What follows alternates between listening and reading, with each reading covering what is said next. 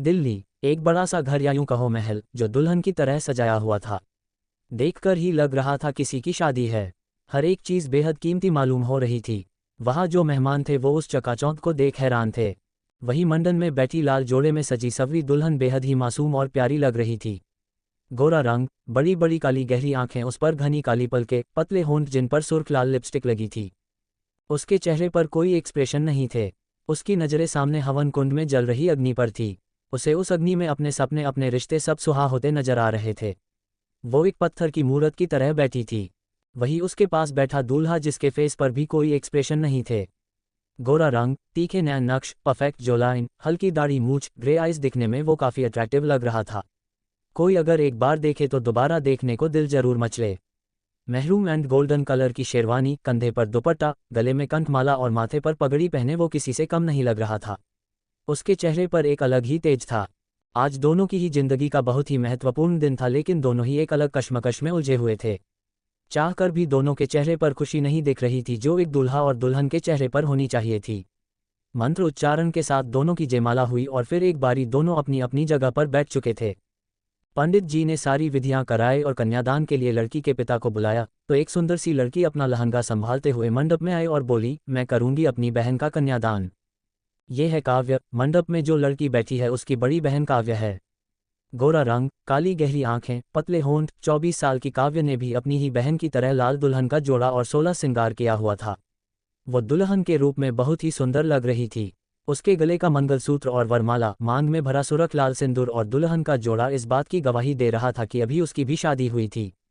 उसका साथ देते हुए एक लड़का उसके साथ खड़ा हुआ और उसकी तरफ अपना हाथ बढ़ाकर बोला, हम करेंगे अपनी अक्षों का कन्यादान।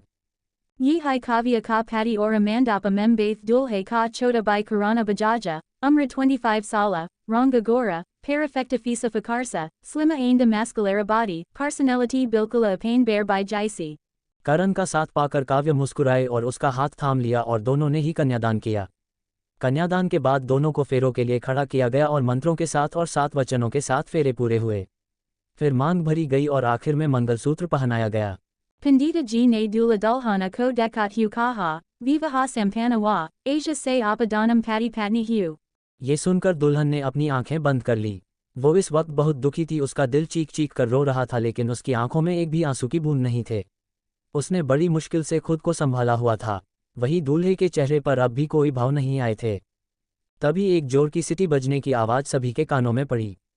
सभी ने उस तरफ देखा तो वहाँ एक 50 साल की औरत खड़ी थी जो अपनी उम्र से कम दिखती थी। वो जोर जोर से सीटियां बजा रही थी।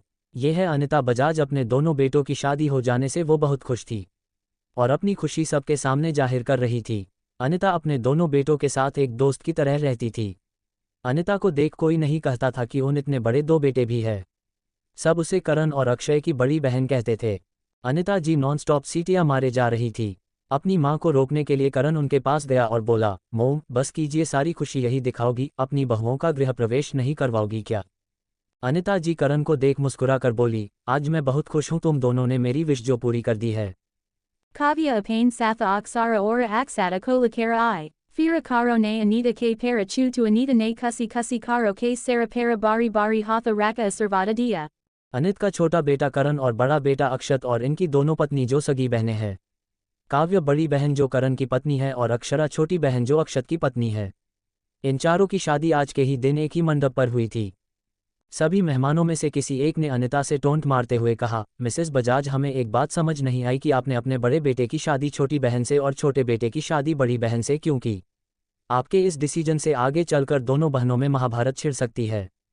Yi suna aksata ne gura kara usa leti ko dekha, aksata ki sarda najaro ko dekha vo leti dara gai ora apani najer jukali.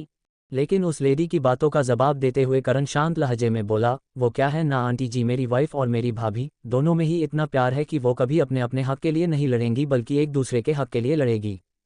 अंडस्को। Anita घर के दरवाजे पर आरती की थाल लिए खड़ी अपनी दोनों बहुओं का गृह प्रवेश कर रही थी। जहां करण और काव्य के चेहरे पर खुशी दिख रही थी, वहीं अक्षरा और अक्षत के चेहरे पर कोई खुशी नजर ही नहीं आ रही थी। अनिता ने चारों के माथे पर कुमकुम का टीका किया और उनकी आरती की।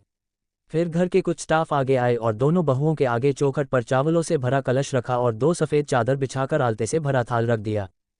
अनिता ने अपनी दोनों बहुओं से कहा, अब तुम दोनों कलश को नीचे गिराकर अंदर आओ। काव्य ने मुस्कुराकर अपनी छोटी बहन को देखा जिसके चेहरे पर कोई भाव नहीं थे। अपनी बहन को शांत देख काव्य के चेहरे से भी स्माइल गायब हो गई।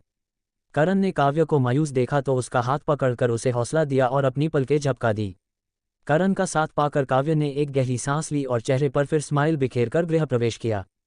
दोनों बहनों के कदम एक साथ इस आलीशान घर में पड़े। अनिता जी चारों को घर के मंदिर में ले गई और दोनों बहुओं से मंदिर में जोत जलवाए। फिर अनित जी अपने दोनों बेटे बहुओं के बीच खड़ी होकर कान्हा जी के मूर्ति के आगे हाथ जोड़े और अपने बच्चों की खुशहाल जीवन की प्रार्थना की। Kavya apane ne kamari ko karo tarifa najar guma kara de ka rahiti, kamara bahuda bara ora alisana da, yusa kamari ka saija usak chot se gara sabi barada, vo gara jisame kavya ora usaki choti bahana aksara rahati ti, kamari ka hara eka anteriala classica ora basaki mati laga rahida। आज उस कमरे को फूलों और candle से सजाया गया था। कमरे की साज सजावट देख काव्य के चेहरे पर शर्म की लाली छा गई। तभी अचानक से उसे कुछ याद आया और उसके चेहरे पर अब परेशानी की लकीरें उभर आई। वो जल्दी से कमरे से बाहर जाने के लिए मुड़ी की तभी वो किसी से टकरा गई। काव्य गिरती उससे पहले ही किसी की मजबूत बाहों ने उसे थाम लिया। गिरने के डर से काव्य की आंखें बंद हो गई थी, लेकिन जब उसे एहसास हुआ कि किसी ने उसे पकड़ लिया है तो उसने अपनी आंखें खोलकर सामने देखा तो वो करण की बाहों में थी। करण ने उसे गिरने से बचा लिया था। करण ने काव्य को ठीक से खड़ा किया और कहा, आराम से, इतनी हड़बड़ी में कहाँ भागी जा रही थी। करण की आवाज़ सुन काव्य अपने होश में आई, वरना वो तो करण के चार्मिंग लुक में खोसी गई थी। काव्य को फिर से वही बात याद आई और वो हड़बड़ाते हुए बोली, वो अक्षु। ये कहते हुए वो हड़बड़ाहट में कमरे से बाहर जाने लगी तो करण ने उसका हाथ पकड़ उसे रोका और कहा, डोंट वरी, सब ठीक है, भाई है ना, वो सब संभाल लेंगे, तो तुम्हें टेंशन लेने की जरूरत नहीं है। ये सुन काव्य को राहत मिली। फिर वो करण के सामने खड़ी होकर उसे देखते हुए बोली, करण, आज जो तुमने मेरी अक्षु के लिए किया है ना, उसके लिए थैंक यू शब्द भी बहुत छोटा है। फिर करण के हाथ को पकड़ उसे प्रॉमिस करते हुए बोली, आज मैं तुम्हें प्रॉमिस करती हूँ कि आज और अभी से मैं तुम्हारी हर ज़रूरत का और तुम्हारी हर खुशियों का मैं पूरा ख्याल रखूंगी, तुम्हें कभी मायूस नहीं होने दूंगी। ये सुन करण के आंखों के सामने एक लड़की का चेहरा आया जिसका चेहरा आंसुओं से भरा था। उस लड़की को याद करते ही करण के दिल में एक टीस सी उठी और उसके चेहरे पर एक मायूसी सी छा गई। लेकिन उसने अपनी मायूसी को अपने चेहरे पर दिखने नहीं दिया, बल्कि अपने चेहरे पर एक प्यारी सी स्माइल बिखेर कर काव्य के हाथ को चूम कर बोला, मेरी खुशी तुम हो तो हमेशा मेरे साथ रहना, और रही बात अक्षु की तो उसके लिए जो सही था हम दोनों ने वही किया। वही दूसरी तरफ अक्षरा जब उस कमरे में आई तो वो उस कमरे को देखती ही रह गई। ये कमरा बहुत ही बड़ा और आलीशान था। वहाँ की एक एक चीज़ कीमती और एंटीक थी। कमरे में वॉल का कलर और फर्नीचर, पर्दे सभी का कलर ब्लैक और ग्रे में था। कमरे को खुशबूदार कैंडल्स और रेड हॉट शेप के बैलून से सजाया गया था। बैलून्स नीचे फर्श पर फैले हुए थे। कमरे की साज सजावट देख अक्षरा को बहुत गुस्सा आया और वो गुस्से में आगे बढ़ी और अपना गुस्सा उन बैलून पर उतारने लगी। अक्षरा एक एक कर सभी बैलून को अपने नाखूनों से दबाकर फोड़ने लगी। बैलून फोड़कर भी जब उसका गुस्सा शांत नहीं हुआ तो वो जोर से चीख पड़ी और नीचे फ्लोर पर बैठ गई।